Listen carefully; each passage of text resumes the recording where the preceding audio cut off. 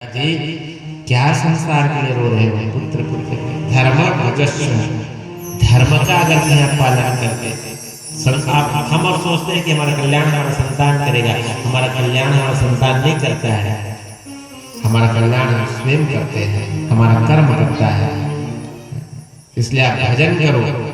तो गोकर्ण जी महाराज ने अपने पिता आत्मदेव को उपदेश दिया, तो आत्मदेव ने उसी समय घर को छोड़ दिए और वन में जा करके भागवत जी का दशम स्कंद पाठ करते हुए अपना कल्याण कर लिया। अब इधर तो धुंधकारी हो गया घर में अकेले, और माँ तो पैसे रहते तक कितने। अब एक दिन क्या हुए, अब धुंधकारी अपनी माँ को मारने पीटने लगे।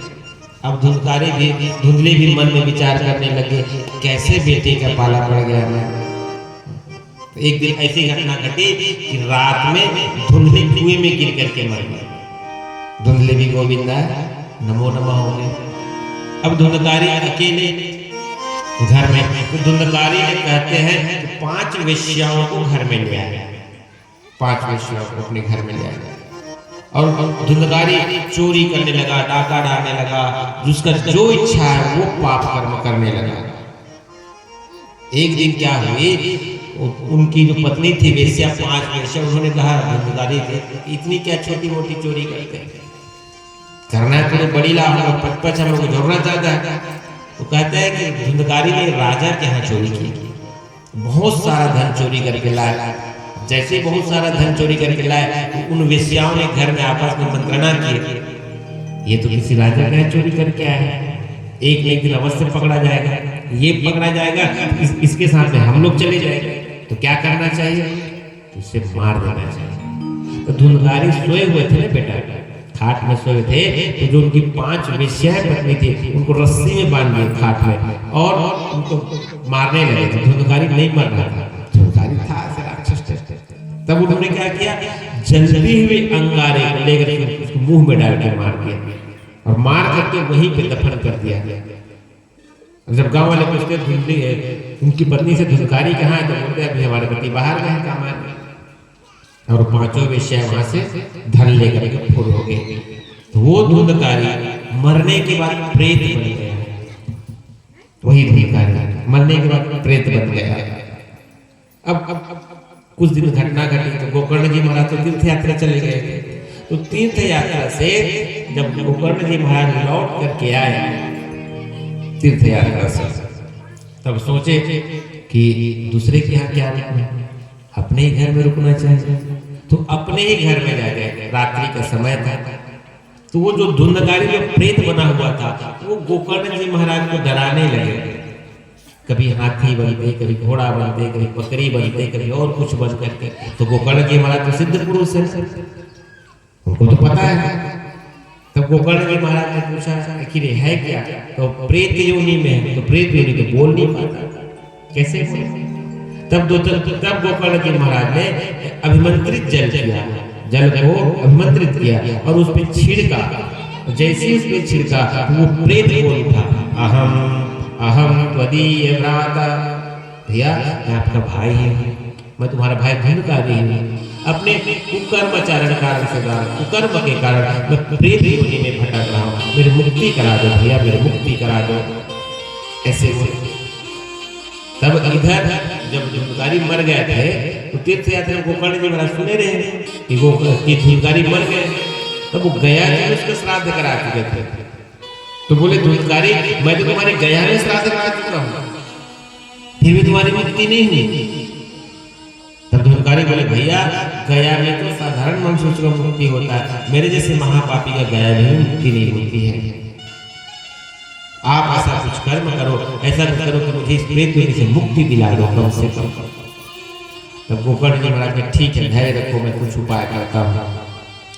तब गोकर्ण जी महाराज क्या हुआ, प्रातः हुए तो सूर्य भगवान अर्घ दे करके नमो जगत साक्षी देव्य सूर्य भगवान को अर्घ दे के नमस्कार करके सूर्य भगवान से पूछा कि महाराज जो महापापी है, जो प्रेत योनि में चला गया, उसकी मुक्ति कैसे होगी। तब भगवान सूर्य ने फिर उनको बताया कि भैया आप श्रीमद् भागवत कथा के अनुष्ठान करो, उसके निमित्त, तब उस महापापी प्रेत की मुक्ति हो जाएगी। ऐसे बताया। तब गोकर्ण जी महाराज ने धुंधकारी के निमित्त भागवत कथा का आयोजन करा। कहाँ? अपने घर में। अब भागवत कथा का आयोजन तो हो गया, जैसे ही अब वो धुंधली हुआ धुंधकारी प्रेत बंद करा तो हवा चले तो प्रेत का हाथ न पैर, जिधर हवा चले उधर ही चले। तो कहते एक ऐसी सातगांठ के बास थी, वहीं से ये परंपरा चली आई है। सातगांठ के बास की जो परंपरा धुंधकारी की वहीं से चली आई है।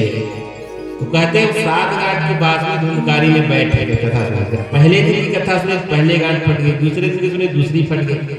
7 दिन तक धुंधकारी ने कथा सुनी, प्रेत योनि में।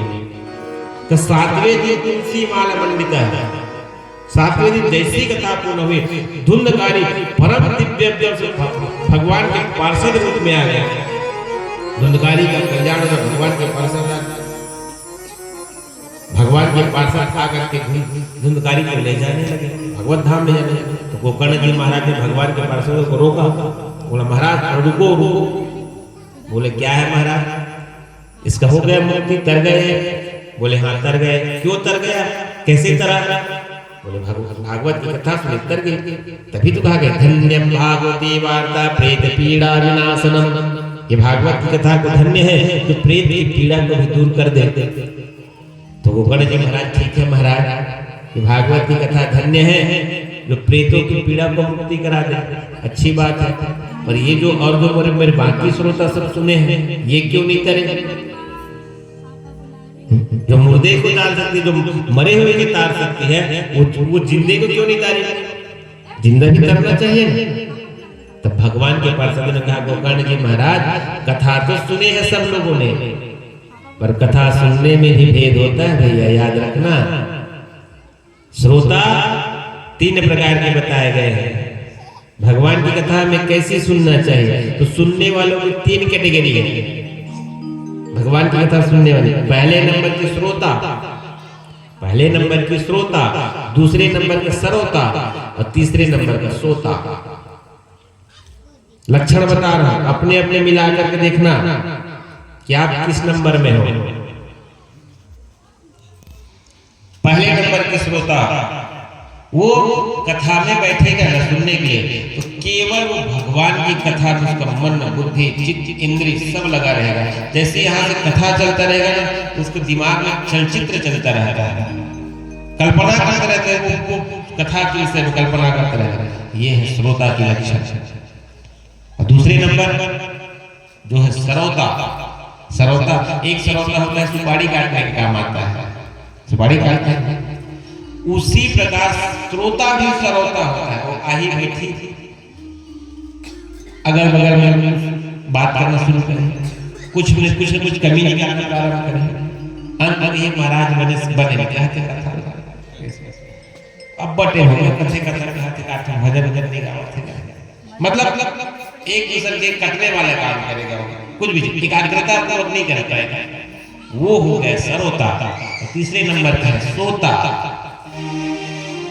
सोता वो बस आया और बस देखिए बड़े कथा पढ़ा रहे हैं, आप क्या बहुत ज्यादा भीड़ होगी नहीं। कथा पंडाल में जैसे ये जो पंडाल है, पंडाल ऐसे लगा है, बांस कैसे देखेंगे, बड़े से देखेंगे और बैठ जाएंगे।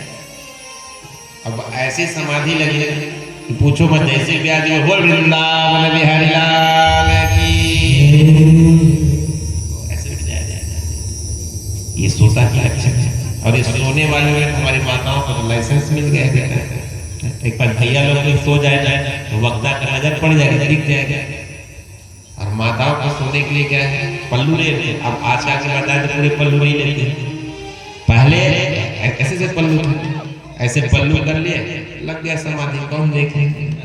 ऐसे कथा सुनोगे तो नहीं होगा कल्याण।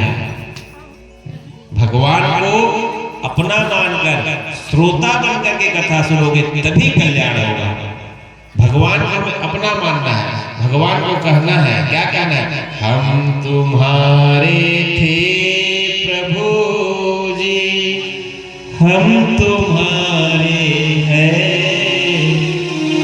हम तुम्हारे ही रहेंगे, ओ मेरे प्रियतम। ये भाव आएगा, ये भाव आएगा। कल्याण होगा। सबको कहना है, भगवान को कहना है कि प्रभु हम तो आपके हैं सरकार, हम तुम्हारे थे